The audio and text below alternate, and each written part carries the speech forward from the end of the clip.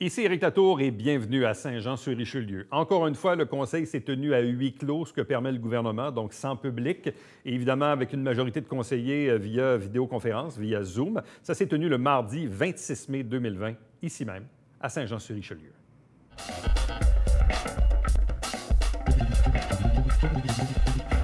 Je suis Yvan Berthelot, le maire suppléant. J'ai été élu par mes collègues pour remplacer le maire Alain Laplante, qui a été suspendu pour 95 jours par la commission municipale pour des manquements au code d'éthique et de déontologie des élus municipaux. Donc, l'ouverture de la séance, donc la tenue de la séance à huis clos. Monsieur, l'adoption de l'ordre du jour, est-ce que ça prend une résolution pour la tenue de la séance à huis clos? Oui, si vous me permettez, je vais lire la proposition. Oui, vous voulez y aller? Au point 1.1, il est proposé que la présente séance ordinaire soit tenue à huis clos et que les membres du conseil municipal soient autorisés à y participer par tout moyen leur permettant de communiquer immédiatement entre eux, comme le téléphone ou la visioconférence, et que cette séance contienne une période au cours de laquelle le conseil municipal pourra répondre aux questions formulées par les citoyens et que pour poser une question, les citoyens aient à compléter un formulaire en ligne et à le soumettre avant 16 heures la veille du jour de la séance. Et que les dispositions du règlement numéro 1699 relatif à la régie interne du conseil municipal et au maintien de l'ordre durant cette séance soient applicables durant cette séance en y faisant les adaptations nécessaires. Alors, ça me prend proposeur. Proposé, Marco Savard. J'appuie, Christiane Marcoux. C'est bon, tout le monde est d'accord? Merci. Adoption de l'ordre du jour. Alors, M. le greffier, est-ce qu'il y a des changements à l'ordre du jour? Oui, M. le maire suppléant. Alors, il est proposé que l'ordre du jour de la présente séance ordinaire soit adopté tel que soumis, en ajoutant toutefois 2 items, soit le point 6.7, mandat à une firme d'avocats, cessation de l'intimidation et du harcèlement sur les médias sociaux, et le point 6.8, octroi d'un contrat de gré à gré pour la prolongation du contrat de location des photocopieurs.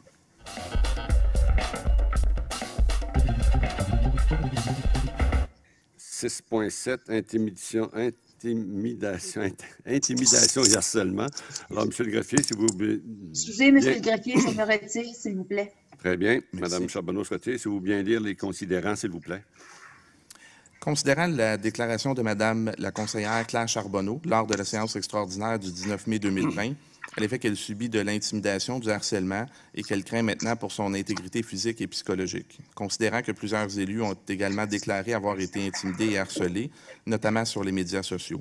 Considérant que des employés de la Ville ont également fait l'objet de commentaires inacceptables sur les réseaux sociaux. Considérant que la Ville s'est dotée d'une politique pour prévenir et contrer le harcèlement et promouvoir la civilité. Considérant que la Ville désire dénoncer et faire cesser les situations de harcèlement et d'intimidation, il est par conséquent proposé d'autoriser l'avocat de conseil à la direction générale à mandater le cabinet Langlois Avocat afin d'étudier le dossier, recommander et prendre les procédures judiciaires jugées nécessaires pour que cesse le harcèlement et l'intimidation envers les élus et les employés de la Ville. Alors, un proposeur, Pierre Pierre, pour cette résolution. François, je propose. Proposé par François Auger, appuyé par... J'appuie. Mélanie Dufresne. Est-ce que tout le monde est d'accord? Non. Je demande le vote. Justin, M. Bessette demande le vote. OK. Est-ce que vous voulez vous exprimer, M. Bessette, ou vous l'avez fait tout à l'heure, puis ça va? Ou... On l'a fait tantôt, on n'a pas besoin de répéter. C'est bon, merci, M. Bessette. Est-ce que ça va? Est-ce que je peux passer à l'appel au vote ou s'il y a d'autres personnes qui... Moi, j'aimerais ça... Allez-y, ça accorde la parole. Parfait, merci. En fait, un peu comme Yann a dit tantôt, c'est clair que je ne, pour pas faire un jeu de mots, là, que je ne suis pas contre, je suis pas pour le harcèlement, puis je soutiens pas les gens qui font les propos, s'il y en a eu, des menaces, s'il y en a eu. Je veux dire, il y a personne ici qui va être contre la vertu. Par contre, je suis pour qu'on se donne les moyens nécessaires, puis qui sont raisonnables par rapport à ce qu'on doit justement engranger. Ce qu'il faut savoir, c'est qu'on a déjà voté une résolution qui était de 75 000 $ à cet même effet. Cet argent-là, j'aimerais ça savoir, moi j'aurais aimé ça qu'on me réponde à savoir, qu'est-ce qui en est venu du 75 000 $ qu'on a déjà donné à des avocats pour ce contrat-là. Également, il faut savoir qu'on a le droit, comme membre de l'UMQ, à souscrire à une assurance diffamation. Puis si je ne me trompe pas, on avait souscrit à cette assurance-là, ce qui fait en sorte que tous les élus peuvent se prévaloir des moyens juridiques pour justement contrer le harcèlement. En plus, là, en ce moment, on vient redonner un autre mandat à une firme externe. Le montant, il n'est pas quand même pas léger. Puis moi, je pense que Mme Charbonneau a fait la bonne chose. Elle a fait une plainte à la police. Il y a maintenant enquête. On va savoir justement qu'est-ce qu'il y en est, quelles sont les mesures, quelles sont les accusations. Puis à ce moment-là, bien, on ira dans la piger, dans le budget de la ville, hein, que c'est les contribuables qui contribuent à ça. Ça sera justifié, puis on prendra les moyens nécessaires. Fait que moi, c'est juste ma façon de penser, c'est comme ça. Et ce n'est pas un vote contre Mme Charbonneau, parce qu'il y a des gens qui veulent faire de la politique avec ça. Là.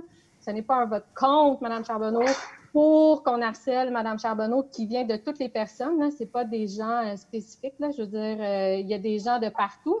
Puis il y a quand même une partie qui va avec la fonction. Il y a une partie qu'il ne faut pas dépasser la limite. Puis moi, j'aurais aimé ça qu'on aille ce topo-là. Puis moi, je pense que l'enquête policière va nous amener ces informations-là. Puis on a déjà mis plus de 75 000 $, puis on a d'autres façons d'aller chercher des fonds pour agir maintenant. Voilà, c'est tout ce que j'avais à dire. OK, merci, Mme Charbonneau. Monsieur le maire? Oui, monsieur. Est-ce que je pourrais m'exprimer? Pardon? Oui, bien sûr, M. Gendron, allez-y. Oui. OK, en fait, je vais juste peut-être rectifier ou m'assurer là, que je me suis bien exprimé tout à l'heure. Parce que je me faisais interrompre là, par Yann. Puis, des fois, on veut dire ce qu'on veut dire, puis on se précipite un petit peu là, pour ne pas se faire couper. Juste préciser que par rapport à ce que j'ai dit tout à l'heure, je vais être sûr d'être bien clair.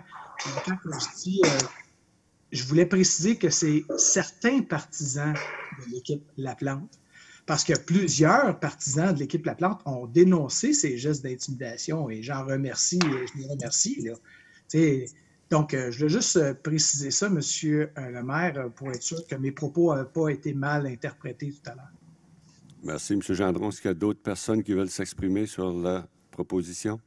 Monsieur le maire, moi, j'aimerais juste faire une petite rectification parce que, tu sais, on a... En tout cas, certaines personnes, je pense, quand ils deviennent un petit peu frustrés, ont tendance à désinformer la population et les contribuables. Alors, ça serait peut-être intéressant pour que les gens savent que le 75 000 $ qui a été voté, ce n'était pas pour les élus, mais pour les employés au niveau de la CNESST. Alors, je pense qu'on ne peut pas mêler les affaires. C'est facile de dire le contraire, là, mais je pense qu'il y a rectification à faire ici. Ben non, il y a une résolution spécifique. Vous avez raison. Mme Charbonneau, s'il vous plaît. Merci beaucoup. Est-ce qu'il y a d'autres personnes qui veulent intervenir? Le mot de la fin? Ben, en fait, non, pas le mot de la fin. Le mot de la fin est sur le proposeur et pas sur celui qui demande le vote. Est-ce que Mme Dufresne voulait vous exprimer? Oui, bien en fait, on est dans un ère où est-ce que les médias sociaux prennent beaucoup de place. Moi, je pense qu'en tant que ville, il faudrait prendre les devants et créer un précédent justement pour structurer ça un peu. Je ne peux pas être contre. Je suis sortie dans le journal, d'ailleurs, il y a quelques temps, pour en parler puis pour le dénoncer. Puis que la ville prenne les devants, moi, je pense que c'est le fun parce que présentement, devenir conseiller, là, c'est peu alléchant pour bien des gens. Il n'y a pas personne qui va vouloir se présenter aux prochaines élections par peur de se faire parler de soi en mal, par peur de se faire dire des choses qui sont désagréables. Si on regarde dans le dossier clair, là, c'est rendu le petit cerveau, des faces de clown, les sourcils. Je veux dire, on peut avoir un débat de société, j'ai pas de problème avec ça. On peut être en désaccord sur des choses, mais de s'en prendre à l'intégrité d'une personne, de s'en prendre à sa réputation, moi, je suis contente qu'on le fasse, puis qu'on prenne les devants, puis qu'on soit leader là-dedans. Bravo, c'est une belle initiative, je suis contente. Merci beaucoup, Mme Dufresne. Est-ce qu'il y a d'autres interventions? Oui. Oui. Monsieur le maire, savez-vous quoi? Je réitère le point de Marilyn. Il faut être, et je suis d'accord avec Mélanie, il faut être des leaders. Mais pour être des leaders au niveau communication, dans la gestion de médias sociaux, je suis désolé, je ne crois pas, c'est que en accordant un 115 000 d'avocats. Je réitère le point où est-ce que le premier règlement de 75 000, on a des solutions au niveau de l'UMQ. On reporte encore une des grosses raisons pour lesquelles on est contre ce soir. C'est pas contre le harcèlement. On est pour le harcèlement. On est contre le fait qu'on a une shot à 9h15, puis justement... Et pour le harcèlement, Yann, je pense que tu t'es trompé. Roger, s'il vous plaît. Pour vrai? On est tous contre. Continuez, M. Landois, je vous prie. OK. Ben, c'est correct, M. Yvan, M. Berthelot. Mais de l'autre côté, on n'a pas tous les solutions. Puis si on veut être des leaders, Puis si on veut penser différemment, mais pour penser différemment, il faut prendre le temps ensemble, les 12, avec nos divergences d'opinion, puis avoir un vrai mandat, puis une vraie solution. Marilyn, en dedans de 30 secondes cet après-midi, nous arrive avec 2-3 pistes. Si on prenait le temps de penser, on dépenserait notre argent comme il faut. Ce n'est pas en signant un chèque en blanc de 115 000 qu'on a la solution. Ça, c'est sûr et certain. Il y en a d'autres. Si on veut être des vrais leaders, ce n'est pas avec des avocats que, d'après moi, qu'on va avoir. Les avocats restent à former les litiges, pas à prévenir. C'est beau, terminé. Merci beaucoup, M. Langlois. S'il y a d'autres personnes qui veulent s'exprimer pour, ça va. Moi, je vais m'exprimer pour, brièvement, parce que je l'ai dit tout à l'heure. Je pense que quand on donne un mandat, on peut dire un mandat pouvant aller jusqu'à 115 000 $. Si jamais il y a un règlement à avoir cours rapidement, ça peut coûter 5, 10, 15 000 $ de frais d'avocat. Mais on comprend, puis effectivement, il ne faut pas mélanger les dossiers. Madame Poisson, vous avez tout à fait raison. Le 75 000 $, il n'y a absolument rien à voir avec du harcèlement envers les conseillers municipaux. C'était pour représenter les employés municipaux et non pas les élus. Excusez-moi, je voulais dire les élus, et non pas les élus. Donc, en ce sens-là, je pense qu'on ne peut pas permettre qu'une élue, comme Mme Charbonneau, subisse ce qu'elle a subi. Puis, c'est pas en faisant de l'information, je pense, ça fait déjà un bon moment que ça dure. C'est pas nécessairement en faisant de l'information qu'on va régler le dossier. Je pense que Mme Charbonneau a eu le courage de dénoncer, de porter plainte, et je pense qu'il faut que le dossier, maintenant, suive son cours. Puis je pense que je m'attendais à avoir unanimité autour de cette résolution. J'avoue que je suis un petit peu surpris et déçu. Puis j'avais compris la semaine dernière que tout le monde voulait vraiment agir pour appuyer Mme Charbonneau dans ce qu'elle subit. Je pense qu'il faut essayer de se mettre à sa place. Elle nous a transmis son message, qu'est-ce qu'elle vivait avec émotion, avec grande difficulté. Alors, je m'attendais à avoir un soutien de l'ensemble du conseil municipal. Mais écoutez, qu'il en soit ce qu'il en est, je veux dire, qu'il en est, et je pense qu'on va passer au vote. Monsieur le greffier, si vous voulez prendre le vote, s'il vous plaît. Madame Mélanie Dufresne. Pour. Monsieur Justin Bessette. Contre. Monsieur Michel Gendron. Pour. Monsieur Jean Fontaine. Pour. Monsieur François Auger. Pour. Madame Patricia Poisson. Pour. Madame Christiane Marcoux. Pour. Monsieur Marco Savard. Pour. Monsieur Yann Langlois. Contre. Madame Marilyn Charbonneau. Contre. Monsieur le maire suppléant. Je suis pour.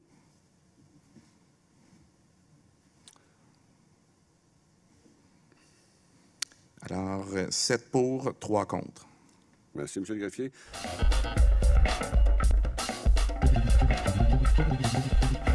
Quelques questions. Donc, M. Hébert, de la rue de Ruisseau-des-Noyers, se demande si le propriétaire du club d'études de l'Acadie ne respecte pas l'entente fermant le club le 3 juillet 2020. Est-ce que la Ville a les mandats nécessaires pour faire respecter l'entente et la résolution qui m'a fait la nuisance le 3 juillet 2020? Alors, en ce qui nous concerne, nous respectons l'entente. Nous attendons à ce que notre partenaire à l'entente le fasse également.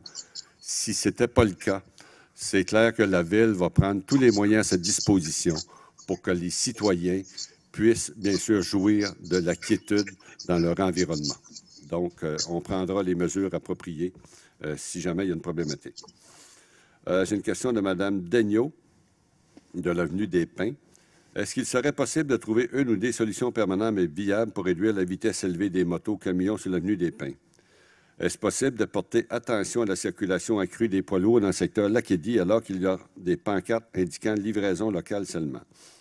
Alors, ce que je vous dis comme réponse, après la recueil d'informations, une demande d'installation de mesures de ralentissement a été faite au service des infrastructures et plusieurs opérations radars sont réalisées en cours d'année, lesquelles avaient toujours lieu jusqu'au début de crise. Alors, je vous ai parlé tout à l'heure que on parle de zone de 40 km/h, mais on parle aussi de mesures d'atténuation, justement, de la circulation.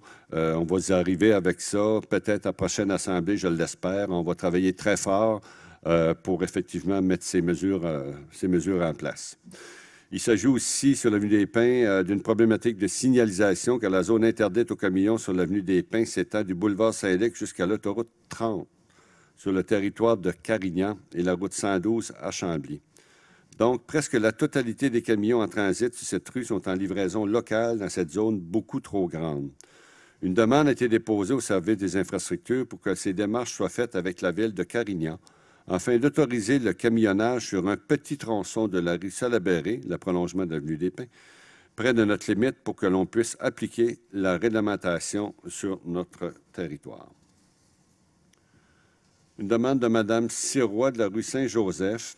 Quand les inspecteurs du service de l'urbanisme faisant des vérifications sur les terrains privés suivant une plainte pour malpropreté, déchets reprendront du service. Alors, les patrouilleurs ont repris du service sur les terrains privés depuis la semaine du 11 mai dernier.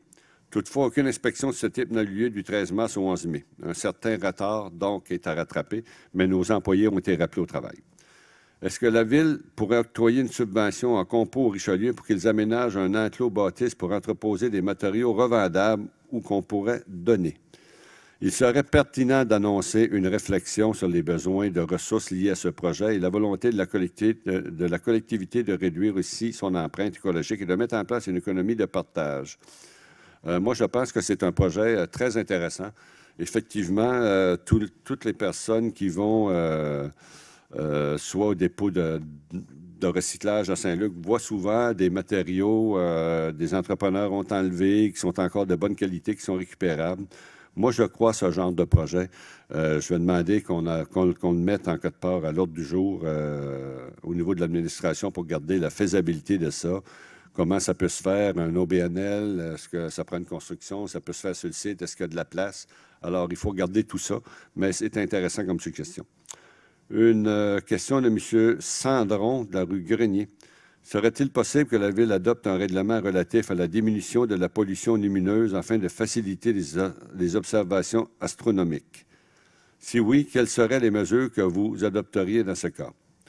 En attendant de répondre, la question a été transmise aux divisions de l'environnement, mais moi, je peux répondre que depuis quelques années, on met en place des lampadaires, par exemple, dont le flux de lumière s'en va vers le bas et non pas ouvert vers le haut. Donc, on maintient la lumière vers le bas. C'est ce qu'on veut éclairer. C'est le bas, ce n'est pas les nuages, ce n'est pas la Voie lactée. Donc, depuis quelques années déjà, avec l'éclairage LED, on met effectivement, on a encore à changer beaucoup. Il y a beaucoup de fûts de lumière à changer. Mais lorsqu'on les change, on en tient compte effectivement et on met effectivement des lampadaires qui tiennent compte effectivement de la pollution lumineuse. Monsieur Pétrin du boulevard Saint-Luc. Il dit que le 14 mai dernier, la mairesse suppléante Claire Charbonneau a répondu à une question concernant l'enregistrement d'une entreprise et la déclaration de ses revenus en mentionnant que ce n'est pas la Ville, mais plutôt Revenu Québec qui peut répondre. Est-ce bien le cas? Oui, en effet, ce n'est pas à la Ville à vérifier si les gens payent leur impôt.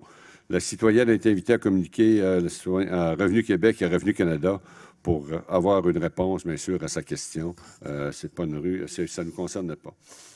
J'ai une réponse j'ai une question que je n'ai pas pu transmettre. Je vais la lire, je vais la transmettre aux personnes concernées de M. Denis Boudria. Quelle leçon tirez-vous du paragraphe 159 du jugement final rendu par la Cour supérieure dans l'affaire de Laplante contre la Commission municipale du Québec? Selon votre compréhension au Code d'éthique que vous vous êtes engagé à respecter, notamment en tant que membre du comité exécutif.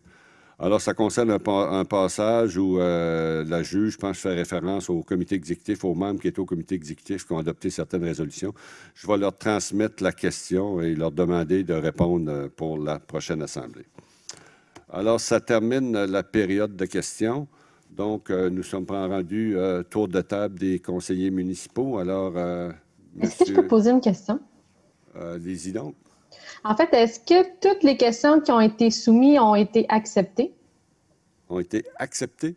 Oui, comme des citoyens qui ont envoyé des questions, est-ce qu'ils ont toutes été acceptées? Écoutez, ça peut dépendre. Je laisserai me revenir, mais... Ça peut dépendre, je ne sais pas, moi, c'est les questions que j'ai. Je n'ai pas posé de questions, moi, à savoir s'ils avaient toutes été soumis, s'ils sont arrivés à temps, en dehors ou pas.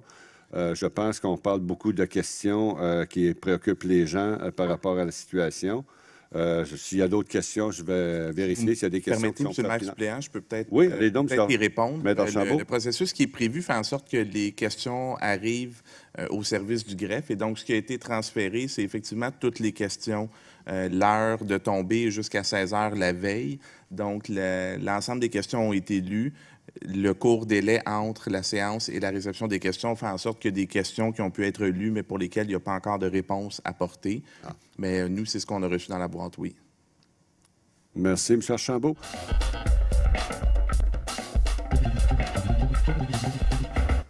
Tour de table, M. Bessette.